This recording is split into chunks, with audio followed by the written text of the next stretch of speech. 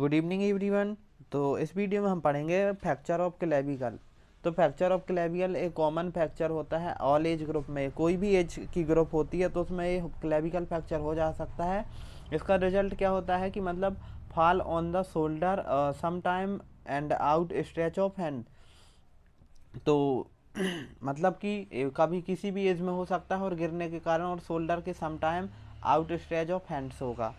अब इसकी mostly pathoanatomy में वही है, outer third of clavicle fracture होता है और डाउनवर्ड बिकॉज ग्रेविटी के अकॉर्डिंग पुल होता है तो पेक्टोरलिस मसल उसको पुल कर लेती है। तो उसमें पुल कर लेगी तो हमको ये अपीयरेंस मिलेगा। डिसलोके मतलब फ्रैक्चर तो हो गया बट डिस्प्लेसमेंट भी होगी। ये हमारी स्टर्नोक्लेडोमास्टॉइड मसल अप डाउन अपवर्ड खींचती है, पुल करती है, पेक्टोरलिस मेजर डाउनवर्ड मीडियली को पुल करती है। तो हमारा fracture unstable fracture of clavicle. अब हम आते हैं पिक्युलरिटीज ऑफ क्लेविकल बोन। तो पिक्युलरिटीज ऑफ क्लेविकल बोन की ये एस शेप बोन होती है। फर्स्ट बोन होती है जो ऑसिफिकेशन होता है हमारी बॉडी में, जो क्या इसमें दो प्राइमरी सेंटर और सेवन सेकेंडरी सेंटर होते हैं। लॉन्ग बोन होती है जो हॉरिजॉन्टली प्रेजेंट होती है हमारी बॉडी में। एकमात्र बोन होती है जो लॉन्ग हॉरिजॉन्टल प्रेजेंट होती है। हॉरिजॉन्टल मतलब ऐसे, और ओनली हॉरिजॉन्टल मतलब ऐसे प्रेजेंट होती है। मतलब मोस्टली आल बोन्स वर्टिकल प्रेजेंट होती है, हमारी हॉरिजॉन्टल प्रेजेंट होती है। अब ये ओनली लॉन्ग बोन होती है ओसिफिकेशन ऑफ बोन, मतलब ये ओनली लॉन्ग बोन होती है जो ओसिफिकेशन होता है मैन में, और ये मालयूनियन वेरी कॉमन होता है इसमें क्लेविकल फ्रैक्चर में। अब हम आते हैं mechanism of injury. Mechanism of injury mechanism of injury में क्या देखेंगे? डायरेक्ट इंजरी में क्या होगा? Fall on the point of the shoulder, most common seen किसमें? मोड ऑफ इंजरी में।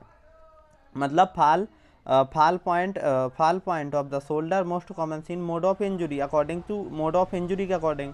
फिर आते हैं डायरेक्ट ट्रॉमा में, तो उसमें क्या होगा? Over clavicle due to road traffic accident में। मोस्टली जो फ्रैक्चर होते हैं वो कौन सी कंडीशन में होते हैं? आरटीए में, रोड ट्रैफिक एक्सीडेंट में।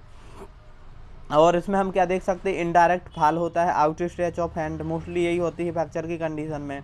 अब आते हैं फ्रैक्चर ऑफ क्लेविकल। तो कॉमन साइट्स ऑफ मतलब क्लेविकल के fracture, most common site fracture होता है वो junction of medial two third and lateral one third. ये मोस्ट कॉमन होते हैं जो फ्रैक्चर होते हैं। कौन सा? Medial two third and lateral one third. अब आते हैं ऑलमोस्ट, जो फ्रैक्चर होता है ऑलमोस्ट ऑलवेज डिस्प्लेड होगा किसमें? लैटरल फ्रैगमेंट में पुल्ड हो जाता है downward, and medial fragment is pulled upward. मतलब अपवर्ड भी पुल्ड होगा, डाउनवर्ड भी, जैसा कि अभी डायग्राम में देखा था। तो कौन सी मसल? स्टर्नोक्लीडोमास्टॉइड खींचती है उसको अपसाइड, और डाउनवर्ड पेक्टोरलिस मेजर मसल। अब आते हैं साइट ऑफ फ्रैक्चर। तो इसमें जंक्शन होता है जो middle and third accounts for the 65% patient में। मतलब मिडिल थर्ड फ्रैक्चर होता है किसमें? 85% पेशेंट में। अब आते हैं मीडियल एंड अकाउंटेंट फॉर, इसमें 5% फ्रैक्चर होने के चांसेस रहते हैं, और लैटरल एंड में अकाउंट इसमें 10% फ्रैक्चर होते हैं। अब आते हैं clinical features. Mostly clinical features वही होते हैं हर एक कंडीशन में। पेन हो गया, स्वेलिंग हो गई, deformity, inability to raise shoulder, and rarely pseudo paralysis affected arm, और वही मूवमेंट डिफिकल्टी होगा, सी पेन बना रहेगा उसको। अब आते हैं इन्वेस्टिगेशन में। तो हम इन्वेस्टिगेशन क्या करवाते हैं? इन्वेस्टिगेशन में प्लेन एक्सरे करवाएंगे। AP view means antero posterior view के हम प्लेन एक्सरे करवाएंगे, हमारा इन्वेस्टिगेशन था। यदि अब आते हैं ऑपरेटिव मेथड में।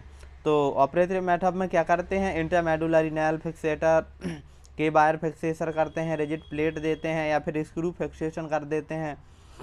तो इसमें क्या करेंगे? हम इंट्रामेडुलरी फिक्सेटर करते हैं, जो हमारी बोन होती है, ये हमारी बोन है। तो बोन के पार्ट में एक इंट्रामेडुलरी नेल ऐसा फिक्स कर देते हैं ओपन करके।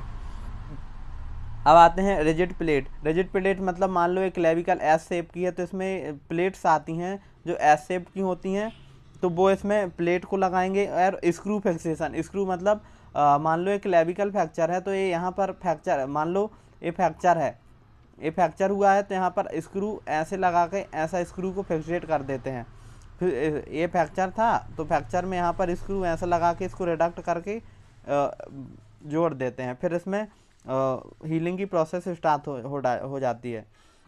अब हम आते हैं और इसमें क्या देते हैं हम इमोबिलाइजेशन के लिए हम देते हैं फिगर ऑफ 8 बैंड देते हैं, फिगर ऑफ 8 बैंडेज देते हैं। किसके लिए? इमोबिलाइजेशन के लिए फिगर ऑफ 8 देते हैं, 8 बैंडेज देते हैं।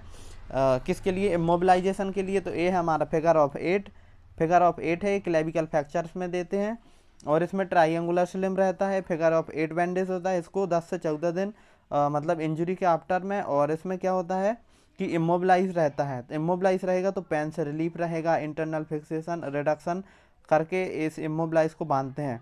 फिर इसमें न्यूरोवैस्कुलर डिफेक्ट नहीं होने के चांसेस कम रहते हैं और फिर इसके बाद में वही ट्रीटमेंट में फिक्सेटर या फिर नेल लगा देते हैं।